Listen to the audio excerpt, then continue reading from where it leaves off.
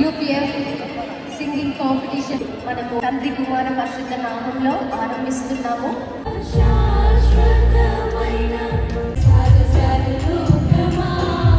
నేను పాటలు పాడుటకు మీ ప్రకటనలో నాకు హేతువులాయదని దావీదు మహారాజు అంటారు.